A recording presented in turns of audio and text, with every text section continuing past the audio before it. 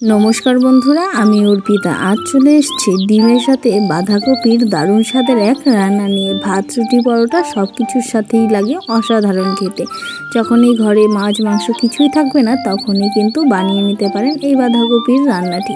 বাঁধাকপি তো প্রায় এখন শেষেই হয়ে যাচ্ছে, কিন্তু তবুও এই বাঁধাকপিটা ছিল খুবই কচি। এখন নতুন অনেক বাঁধাকপি আবার লাগানো হয়েছিল, তাই সেখান থেকে একটা কচি দেখে বাঁধাকপি নেওয়া হয়েছে। তারপর কিছু কিন্তু আলু দিয়েছি দুফালি করে। প্রেসারে নুন হলুদের সাথে দুটো মাত্র সিটি দিয়ে কিন্তু নামিয়ে নিলাম।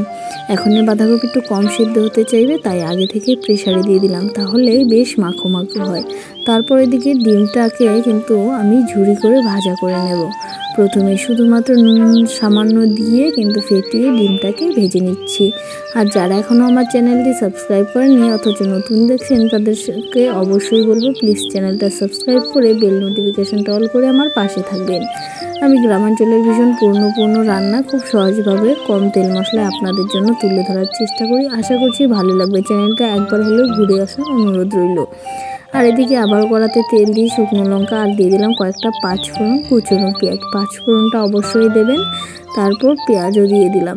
সব একটু লালচে হয়ে ভাজা হয়ে গেলে দিয়ে দিলাম সেদ্ধ করে রাখা আলু আর বাঁধাকপিটা। সেরকম কোনো মশলাই কিন্তু আমি এখানে ব্যবহার করব না। দেখতে পাচ্ছেন খুবই সিম্পলের মধ্যে অসাধারণ একটি রান্না বলতে পারেন। কিছুক্ষণ ভেজে নিয়েছি, তারপর দিয়ে দিলাম ডিমগুলো। এভাবে কখনো রান্নাটি করে খেয়ে দেখবেন। রাতে কখনো শর্টকাট এভাবে রান্নাটা করলে রাতের খাবার জমে যায়। আর শেষে দিয়ে দিলাম কিন্তু আমি কিছু ধনেপাতা।